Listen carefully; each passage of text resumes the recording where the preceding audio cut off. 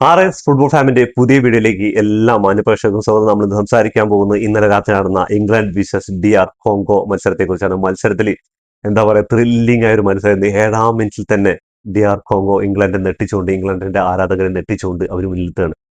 അപ്പോ അടുത്ത അട്ടിമറി പ്രതീക്ഷിച്ച് എല്ലാ ഫുട്ബോൾ ആരാധകരും ഇങ്ങനെ ടിവിക്ക് മുന്നിൽ ഇങ്ങനെ കാത്ത് നിൽക്കുകയാണ്. എന്തായാലും ഒരു അട്ടിമറി ഉണ്ടാവുമെന്ന് ചോദിച്ചാൽ, പക്ഷേ ഇംഗ്ലണ്ട് പൊരുതി തന്നെ അവർ 2-1 തിരിച്ചു വരികയാണ്. എന്താ പറഞ്ഞാൽ ഒരുപാട് ചാൻസുകൾ ഫസ്റ്റ് ഹാഫിലൊക്കെ എന്ന് പറഞ്ഞാൽ ഇംഗ്ലണ്ട് ഒരുപാട് ചാൻസുകൾ ക്രിയേറ്റ് ചെയ്ത് നിന്നു. DR കോങ്കോയുടെ ഗോൾ കീപ്പർ ആ ചങ്ങായിയുടെ പെർഫോമൻസും ഇവരുടെ ഡിഫൻസും എന്നാൽ മരിച്ച് കളിക്കാന്ന് പറയില്ല, അങ്ങനെ ഒരു ഡിഫൻസും കിട്ടിയ ചാൻസുകളിൽ കൗണ്ടറോട് ഗോൾ അടിക്കാനും ഒരൊറ്റ തെറ്റാണ് പറ്റിയത്. എന്നാൽ DR കോങ്കോ സെക്കൻഡ് ഹാഫിൽ എങ്ങാനും ഒരു ഗോളിന് ശ്രമിച്ചിരുന്നെങ്കിൽ ചിലപ്പോൾ അടിക്കാമായിരുന്നു, അവർക്ക് എന്താ മുന്നോട്ട് പോകാമായിരുന്നു. പക്ഷെ പരമാവധി ഡിഫെൻഡ് ചെയ്ത് ആ ഒരു ഗോള് ഡിഫെൻഡ് ചെയ്യാന്നുള്ള ഇതിലാണ് പോയത്. അങ്ങനെ അവസാനം 90 മിനിറ്റുകൾ കഴിയാൻ ബാക്കിയുള്ള സമയത്ത് എക്സ്ട്രാ ടൈമിലേക്ക് പോകുന്ന വിചാരിച്ച്, അതിനു മുമ്പ് തന്നെ ഹാരി കെയിന്റെ ഡബിളില് എന്താ പറയാ, ഹാരി കെയിൻ എന്ന് പറയുന്ന ആ ഒരു സ്ട്രൈക്കർ ഉണ്ടല്ലോ, നമ്പർ 9 സ്ട്രൈക്കർ, ഇപ്പോൾ വേൾഡിൽ കണ്ട ഏറ്റവും ടോപ്പ് സ്ട്രൈക്കർമാരിൽ ഒരാളാണ്. ഏറ്റവും ടോപ്പ് സ്ട്രൈക്കറല്ല, ടോപ്പ് സ്ട്രൈക്കർമാരിലല്ല, ടോപ്പ് സ്ട്രൈക്കർ എന്ന് തന്നെ പറയാം. ഈ ചങ്ങായി ഇപ്പൊ ഈ വേൾഡ് കപ്പിൽ തന്നെ എടുത്തു കൊടുക്കും. ഇപ്പോ നമ്മുടെ സാക്ഷാൽ പെലെയുടെ റെക്കോർഡ് എപ്പോൾ എത്തിയിട്ടുണ്ട് ഗോൾ സ്കോറിംഗിൽ. അപ്പോൾ ഈ സീസണിൽ ഗോൾഡൻ ബൂട്ടിൽ ചങ്ങായി പിന്നാലെ തന്നെ ഉണ്ട്. ഇപ്പൊ അവസാനം 2 ഗോളുകളാണ് സ്കോർ ചെയ്തിരിക്കുന്നത്. ആ 2 ഗോളുകളും എമ്മാതിരി ടൈറ്റ് ആംഗിളിലാണെന്നുള്ള കാര്യം ആലോചിക്കണം. അതുവരെ പിടിച്ചു നിന്ന DR കോങ്കോയുടെ ഗോൾ കീപ്പറും അതേപോലെ ഡിഫൻഡും ഹാരി കെയിന്റെ മുന്നിലാണ്.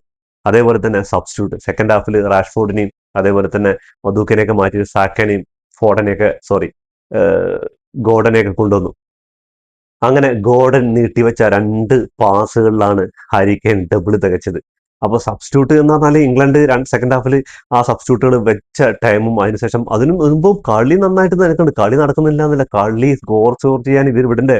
DR കോങ്കോ എന്ന് പറഞ്ഞാൽ ലോ ബ്ലോക്ക് എന്ന് പറഞ്ഞാൽ ഇട്ട് പൂട്ടിരിക്കുക, ബസ്സും ലോറിയും കാറും ജീപ്പും എല്ലാം കൊണ്ട് ഇങ്ങനെ നിരത്തി വെച്ചിരിക്കുക. അതിന്റെ ഉള്ളിൽ കൂടെ അടിച്ച് കയറ്റാൻ നോക്കി കഴിഞ്ഞാൽ അവിടെ അവസാനം വരുന്ന ഗോൾ കീപ്പറാണ്. അയാളെ മറികടക്കണേ കുറച്ച് പണിയുണ്ട്. റാഷ്ഫോർഡും അതേപോലെ തന്നെ മദൂക്കിയും എല്ലാവരും കഠിന പരിശ്രമം. ബെല്ലിഹാമിനെയൊക്കെ എടുത്തു പറയും, കളിയിൽ ജീവൻ കൊടുത്ത് കളിക്കുക എന്ന് പറയുന്നില്ല, അമ്മാതിരി ഒരു കളി. എന്നാൽ തുഷേലിന്റെ കീഴിൽ ഇങ്ങനെ ഒരു സ്ക്വാഡ് പ്രഖ്യാപിച്ചത് തന്നെ ഒരുപാട് വിമർശനങ്ങളും കാര്യം. ഫോർഡിനെയും അതേപോലെ തന്നെ കോൾ പാർമറിനെയും അതേപോലെ തന്നെ അഗ്വേറിനെയും അങ്ങനെ ഒരുപാട് പേരെ ടീമിൽ ഉൾക്കൊള്ളുത്താത്തതിന് ഇപ്പോഴും ഇംഗ്ലണ്ടിൽ പ്രശ്നങ്ങൾ നടന്നുകൊണ്ടിരിക്കുന്നുണ്ട്. എന്താ പറയുക, അവരുടെ ഫാൻസുകൾ ഇപ്പോഴും അതിനെ എതിരെ. അപ്പോൾ ഒരു ചാൻസ് ഇപ്പൊ എങ്ങാനും ഇംഗ്ലണ്ട് ഈ കളി തോറ്റ് പുറത്താവുകയാണെങ്കിൽ അടുത്ത സെക്കൻഡ് തന്നെ ഈ ചങ്ങായിനെ തുഷേലിനെ സാക്ക് ചെയ്യണം. എന്താ പറഞ്ഞാൽ ജർമ്മൻകാരനായ ഒരു കോച്ചാണ്. ഇംഗ്ലണ്ടിന്റെ പുറത്തു നിന്നൊരു കോച്ച് വന്നിട്ട് ഈ മാതിരി ഉള്ള സ്ക്വാഡൊക്കെ എടുത്തിട്ട്, അപ്പോൾ ആള് ഈ കളി സ്ക്വാഡിനെ കുറിച്ചൊക്കെ പറഞ്ഞിട്ടുണ്ട്. എന്താ പറഞ്ഞാൽ എനിക്ക് ഓരോ പൊസിഷനിലും കളിക്കാനും അതേപോലെ തന്നെ ഓരോ ടാക്ടിക്സിലും അതേപോലെ തന്നെ പെനാൾട്ടി ഷൂട്ടുകളും ഫ്രീ കിക്കുകളും എടുക്കാനുള്ള പ്രഗത്ഭരായ കളിക്കാരാണ് വേണ്ടത്. അല്ലാണ്ട് പേരും പ്രശസ്തിയും മാത്രം ഉണ്ടായിട്ട് ക്ലബ്ബിൽ കളിക്കുന്ന ഒരു പ്ലെയേഴ്സിനെ അല്ല എനിക്ക് വേണ്ടത്. എനിക്ക് എൻ്റെ ഓരോ പൊസിഷനിൽ ചിലപ്പോൾ ഒരു പൊസിഷനിൽ തന്നെ 2 ഇതിൽ കളിക്കാൻ പറ്റുന്ന ഓരോ പ്ലെയേഴ്സിനാണ് എനിക്ക് ആവശ്യം എന്ന് പറഞ്ഞിട്ടുണ്ട്. അങ്ങനെ തുഷയില് രക്ഷപ്പെട്ടു എന്ന് തന്നെ പറയാം. അങ്ങനെ DR കോങ്കോ അവര് വേൾഡ് കപ്പിൽ ആദ്യമായിട്ട് വന്നു. ആദ്യമായിട്ട് എന്താ പറയാ, 52 വർഷങ്ങൾക്ക് ശേഷമാണ് വേൾഡ് കപ്പിൽ വരുന്നത്. അവർ ആദ്യമായിട്ട് വേൾഡ് കപ്പിൽ ഗോൾ സ്കോർ ചെയ്തു. വേൾഡ് കപ്പിൽ തന്നെ ആദ്യ ഗോൾ തയ്ക്കണം, അതും പോർച്ചുഗലിനെ പോലെ ഒരു ടീമിലെടുത്ത്. പോർച്ചുഗലിനെ 1-1 സമനിലയിൽ പിരിഞ്ഞു. അതിനുശേഷം കൊളംബിയയോട് 1-0 പരാജയപ്പെട്ടു. അതിനുശേഷം ഉസ്ബെക്കിസ്ഥാനെ 3-1 പരാജയപ്പെടുത്തിയിട്ടാണ് ഒരു മത്സരത്തിൽ വിജയവും ഒരു തോൽവിയും ഒരു സമനിലയായിട്ട് 4 പോയിന്റുമായിട്ട് അടുത്ത റൗണ്ടിലേക്ക് വന്നത്. പോർച്ചുഗലിലേക്ക് പിടിച്ചു കെട്ടിയപ്പോൾ വിചാരിച്ചു അതൊരു അട്ടിമറിയായിരിക്കുന്നു. പക്ഷെ അവര് ഉസ്ബെക്കിസ്ഥാനെ പരാജയപ്പെടുത്തിയതും അതേപോലെ ഇംഗ്ലണ്ടിനെ ആ ഒരു എന്താ പറയാ, ഒരു 75-ാം മിനിറ്റ് വരെ വെള്ളം കുടിപ്പിക്കാന്ന് പറയില്ല, അമ്മാതിരി ഒരു പെർഫോമൻസ് ആയിരുന്നു എടുത്തിട്ടുണ്ടായിരുന്നത്. അപ്പോ ഈ DR കോങ്കോ എന്ന് പറയുന്ന ടീം അവര് തല ഉയർത്തി തന്നെയാണ് ഈ വേൾഡ് കപ്പിൽ നിന്ന് മടങ്ങുന്നത്. എന്താ പറഞ്ഞാല് അവര് ഇങ്ങനൊരു രാജ്യം ഉണ്ടെന്ന് ഈ ലോകത്തിന് മുന്നിൽ വിളിച്ച് കാണിച്ചു തന്നു ഈ ഒരു വേൾഡ് കപ്പോട് കൂടിയിട്ട്. അതും അവരുടെ വേൾഡ് കപ്പ് തന്നെ ചരിത്രത്തിൽ തന്നെ ആദ്യമായിട്ട് ഒരു നോക്കൌട്ട് മത്സരം കളിക്കുക. നോക്കൌട്ട് മത്സരത്തിൽ അവരൊരു ഗോൾ സ്കോർ ചെയ്യുന്നത്, ഇംഗ്ലണ്ടിനെ പോലെ താരസമ്പന്നമായ ഒരു ടീമിനെതിരെ ആദ്യ ഗോൾ 7-ാം മിനിറ്റിൽ തന്നെ നെട്ടിച്ചുകൊണ്ട്. ഇംഗ്ലണ്ടിന്റെ പ്ലേയേഴ്സ് എല്ലാവരും കഠിന പരിശ്രമം നടത്തിയിട്ടുണ്ട് ആ ഒരു ആദ്യ ഗോൾ കണ്ടെത്താൻ വേണ്ടി. 75-ാം മിനിറ്റ് വരെ കാത്തിരിക്കേണ്ടി വന്നു. പിന്നെ 86-ാം മിനിറ്റിൽ വീണ്ടും ഹാരി കെയിന്റെ ഒരു ഗോൾ. ഹാരി കെയിൻ എന്ന ക്യാപ്റ്റനിലൂടെയാണ് ആള് ഇംഗ്ലണ്ടിന്റെ തോളിൽ ഏറ്റിയിട്ട് അവർ കുറെ കാലമായി അവർക്ക് ഇംഗ്ലണ്ടിന്റെ വേൾഡ് കപ്പ് ചുംബിക്കാൻ വേണ്ടിയിട്ട് കാത്തിരിക്കുന്നത്. ഇങ്ങേര് ടോട്ടൻഹാം ഹോട്ട്സ്പറിൽ കളിക്കുന്ന സമയത്ത് കുറേ വർഷങ്ങൾ ഒരുപാട് പണിപ്പെട്ട് അവർക്ക് വേണ്ടി ഒരു ട്രോഫി എടുക്കാൻ വേണ്ടി അവസാനം ബയൺ മ്യൂണിക്കിൽ പോയിട്ടാണ് ആദ്യ ട്രോഫി ആളുടെ കരിയറിൽ നേടുന്നത്. ഇനി ഇംഗ്ലണ്ടിന് വേണ്ടിയുള്ള ആ ഒരു വേൾഡ് കപ്പിന് വേണ്ടിയിട്ടാണ് ഇംഗ്ലണ്ട് ഫാൻ്റെ ഒന്നായി കാത്തിരിക്കുന്നത്. അതിന് വേണ്ട കളിയൊക്കെ ഹാരി കെയിൻ എടുക്കുന്നത്. ഹാരി കെയിന്റെ പഴയ കളിയല്ല. ഹാരി കെയിൻ ടോട്ടൻഹാം ഹോട്ട്സ്പറിൽ നിന്നാണ് പെനാൽറ്റി ബോക്സിന്റെ ഉള്ളിൽ നിന്ന് കളിക്കുന്ന ഒരു ഹാരി കെയിനെ കണ്ടിട്ടുള്ളൂ. നിങ്ങളിപ്പോൾ ബയൺ മ്യൂണിക്കിൽ പോയ ശേഷം ആൾ ഇംഗ്ലണ്ടിൽ കളിക്കുന്നതും മിഡിലേക്ക് ഇറങ്ങിയും അതേപോലെ തന്നെ കഴിഞ്ഞ മത്സരത്തിൽ ഡിഫൻസിൽ വരെ സപ്പോർട്ട് ചെയ്തിട്ടുണ്ടായിരുന്നു. പിന്നെ ഇംഗ്ലണ്ടിന്റെ ഈ സ്ഥിരതയില്ലാതെ ഒരു കളിയാണ് ഇംഗ്ലണ്ടിനെ എല്ലാവരും എഴുതിത്തള്ളുന്നത്. പക്ഷേ ഈ ഒരു കളി മികവും അതേപോലെ തന്നെ ജയിക്കാനുള്ള ആ ഒരു ആർജവമുണ്ടല്ലോ, അതൊക്കെ എടുത്ത് മുന്നോട്ട് പോവുകയാണെങ്കിൽ ഇംഗ്ലണ്ട് എന്തായാലും ഈ ഫോം തുടർന്നാൽ ബ്രസീലാണ് ഇനി വരാൻ പോകുന്ന സെമി ഫൈനൽ എതിരാളികൾ മറ്റുള്ള ടീമുകളൊക്കെ മറികടന്ന് വരികയാണെങ്കിൽ അതിനുശേഷം ഫൈനലിലും വിജയിക്കാൻ കഴിയട്ടെ എന്ന് ആശംസിക്കാം. എന്തായാലും നമുക്ക് ഇവരുടെ സ്റ്റാറ്റ്സിലേക്ക് ഒന്ന് പോയി നോക്കാം. ഇംഗ്ലണ്ട് വിസസ് DR കോങ്കോ, ഇവരുടെ സ്റ്റാറ്റ്സിൽ നോക്കുകയാണെങ്കിൽ 16 ഷോട്ടുകളാണ് ഇംഗ്ലണ്ട് എടുത്തത്. അതിൽ 8 എണ്ണം ഓൺ ടാർഗറ്റിലേക്ക് വന്നിട്ടുണ്ട്. അതിൽ ഒരു പരിധിവരെയൊക്കെ ആ ഒരു ഗോൾ കീപ്പറിന്റെ മികവ് തന്നെയാണ്.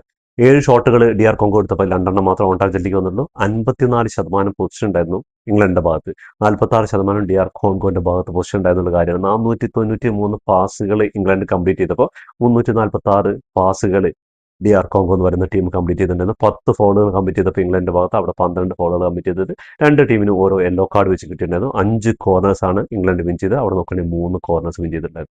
DR കോങ്കോന്റെ കാര്യം എടുത്ത് നോക്കിക്കഴിഞ്ഞാൽ അവരുടെ പാസിങ്ങും അതേപോലെ തന്നെ അവരുടെ ആ ഒരു ഗെയിം പ്ലാനും കാര്യങ്ങളും നോക്കുമ്പോൾ ഒരു ഇംഗ്ലണ്ടിനെ പോലെ ഒരു ടീമിന്റെ അടുത്ത് കളിക്കുന്ന പോലെയല്ല, അവർ സാധാരണ ഒരു ടീമിനോട് കളിക്കുന്ന പോലെ തന്നെ വളരെ പേടിയും കാര്യങ്ങളൊന്നും ഇല്ലാണ്ട് വളരെ കൂളായിട്ട് തന്നെ അവരുടെ പാസിങ് കാര്യങ്ങളൊക്കെ നോക്കിക്കഴിഞ്ഞാൽ അവർ സ്പേസ് ഉണ്ടാക്കുന്നത്, അതേപോലത്തെ അവരുടെ അറ്റാക്കിങ് കൗണ്ടറുകളൊക്കെ നോക്കിക്കഴിഞ്ഞാൽ മനസ്സിലാക്കാൻ പറ്റും. അപ്പോൾ തല ഉയർത്തി തന്നെയാണ് DR കോങ്കോ മടങ്ങുന്നത്. അവർ ഇംഗ്ലണ്ടിനെ പോലെ ഒരു ടീമിന്റെ മുന്നിൽ പരാജയപ്പെട്ടിട്ടാണ്. അവർക്ക് സെക്കൻഡ് ഹാഫിൽ കുറച്ചുകൂടെ അറ്റാക്കിങ് കളിച്ചിരുന്നെങ്കിൽ അവർ ഒരു ഗോൾ കൂടി സ്കോർ ചെയ്യാൻ അവർ ഈ 1-0 തൂങ്ങിപ്പോയതാണ് അവർക്ക് പറ്റിയ പണി. എന്താ പറഞ്ഞാൽ പിന്നെ ഇംഗ്ലണ്ടാണ് അവർ ഏത് സമയത്ത് ഗോൾ അടിക്കുന്ന അറിയാം. ആ സമയത്ത് ഒരു ഗോളിന് വേണ്ടി ശ്രമിച്ചിരുന്നെങ്കിൽ, എന്താ പറഞ്ഞാൽ 2-3 അറ്റംപ്റ്റുകളൊക്കെ ഉണ്ടായിരുന്നു. ഗോൾ കീപ്പറുടെ സേവുകളും അതേപോലെ തന്നെ ഡിഫൻസും നന്നായി പണിയെടുത്തിട്ടുണ്ടായിരുന്നു.